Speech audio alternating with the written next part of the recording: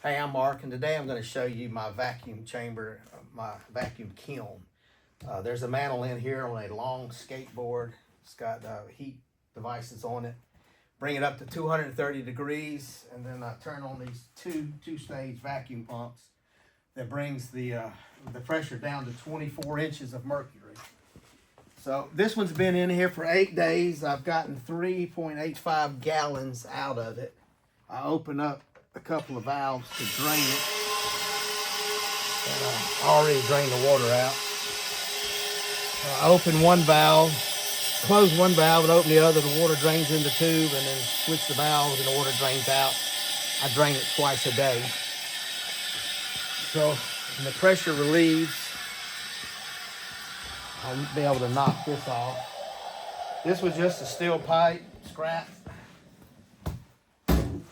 This was just some scrap plate that I had. And I make my own gaskets. It's a one-time use. Let me get this out of the way.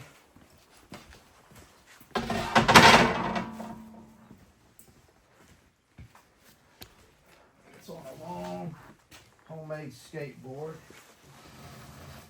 Ooh, hot.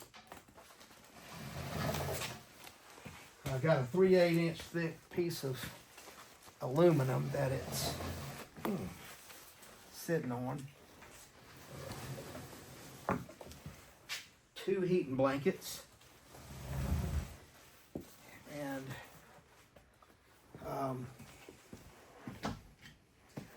when it's in a vacuum, you don't really have to worry about insulation because heat doesn't transfer in a vacuum. Radiant heat does, and that's why I put this aluminum mylar material on there so the radiant heat doesn't transfer out as much. And the water boils in the vacuum and it condenses on the inside of the pipe. So at the far end of the pipe, I have a little, it's downhill, I have a little bath of water. And so the water condenses on the inside down there. And I do the outside of the pipe with the aluminum mylar to help prevent it from condensating on the inside here and dripping back on the mantle. Seems to work pretty well. So let me get all this unpackaged and we'll put another one in. So we're going to unpackage it. I got 2 Sunbeam heating blankets. I leave them on high. It's only about 150 watts of power going in. But I get more even heat out of it that way.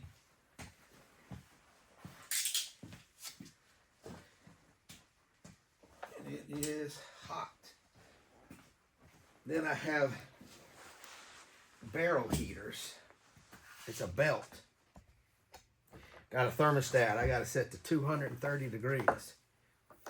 I just lay it on the mantle. And I got one underneath as well on the 3/8 inch thick piece of aluminum so I get even distribution of heat. So we'll get this one off. And on the table, it'll be trimmed up on the ends and retrimmed in the sawmill and give it out any warping and everything. But I let it cool down. I mean, you can feel the radiant heat coming off this thing. I let it cool down for a couple of days before I do anything.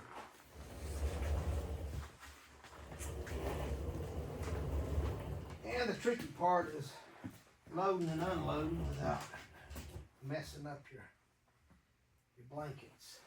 Well, I take 2 boards.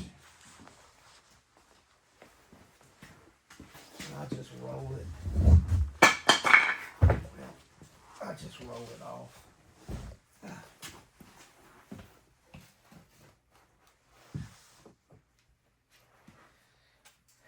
Get this on the table, and I got it waiting to go in.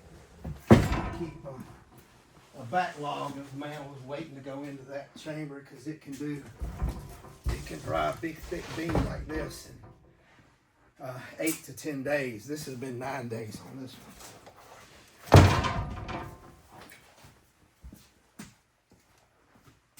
And how do you know when it's ready?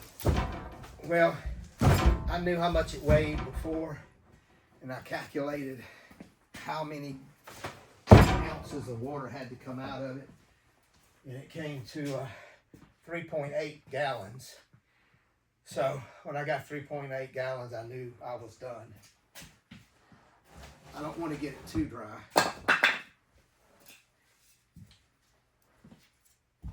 What happens if it gets too dry? Well, you just get more checking and cracking, and it's going to reabsorb water as it acclimates back to the atmospheric pressure. So you can spend a lot of time getting it down to 8%, and then after time it's going to go back to 12 or 15%. So you might as well just go with 12 or 15% to begin with. All right, so this one has to go this way. And you can see this one's much heavier than the one I just took out of there.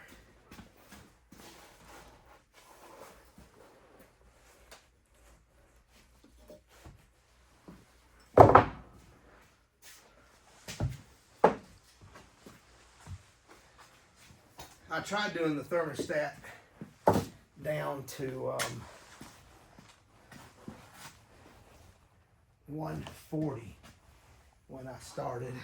Actually, all I did when I started was I went with just the heating blankets, and it took like 15 days, and then it wasn't really getting dry enough. Taking too long. So when I found those heating belts, and they go up to 300 degrees if you want, I kept playing with the temperature, and I settled on 230. I don't think it actually gets 230, the mantle, but it heats up to 230 and it shuts itself off. And as it cools into the mantle and the mantle absorbs the heat, it clicks itself back on. Now we're just putting it back together.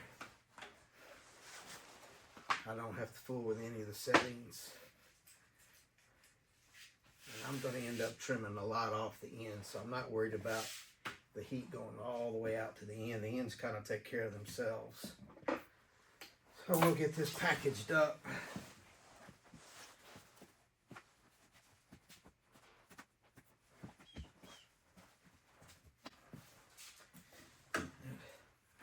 I don't recommend doing a pine either, because I did pine one time. You can see that's rosin.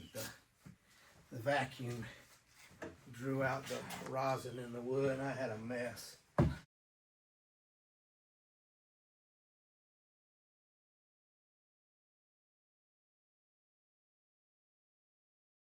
Guessing game every time is, will the mantle fit in that chamber?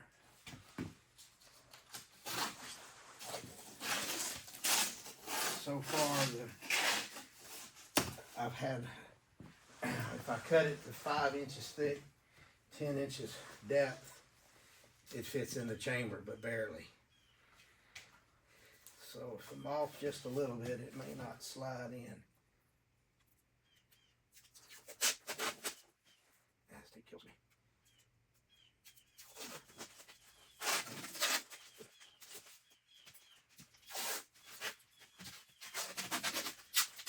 All right, we got our 2 electrical lines that plug in. It's 110 coming in with a 10 gauge. So I want to plug in the heating blanket. Try to bring the wire out to the middle.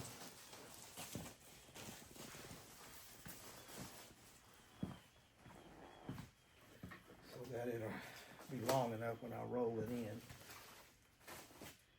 I just want the Mylar to, it's basically an umbrella, and it holds some of the heat in as well.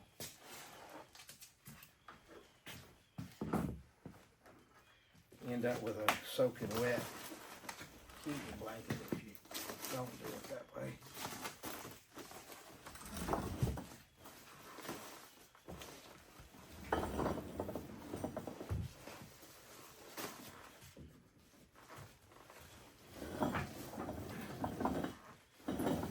Yeah, she fits. Good deal.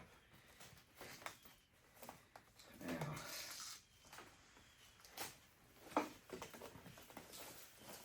plug in the other blanket.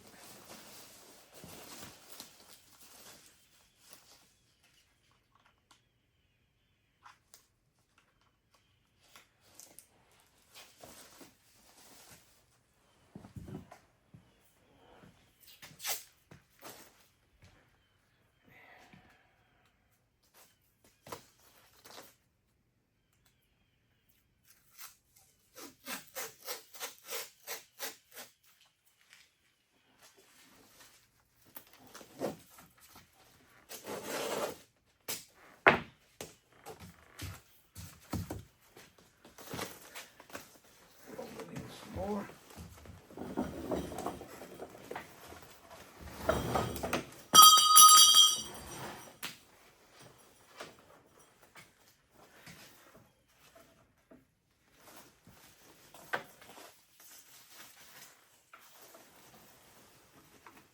Plug in the 2-barrel heaters.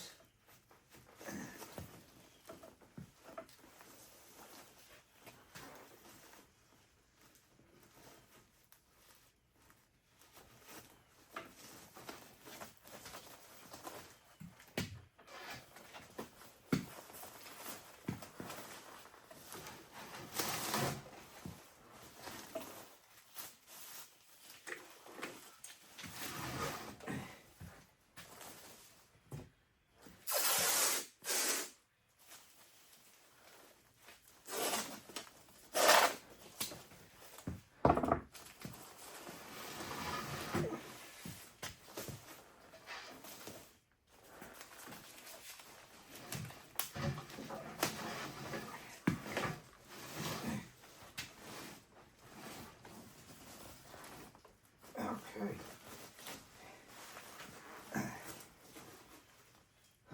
Next thing we do is we seal off this end.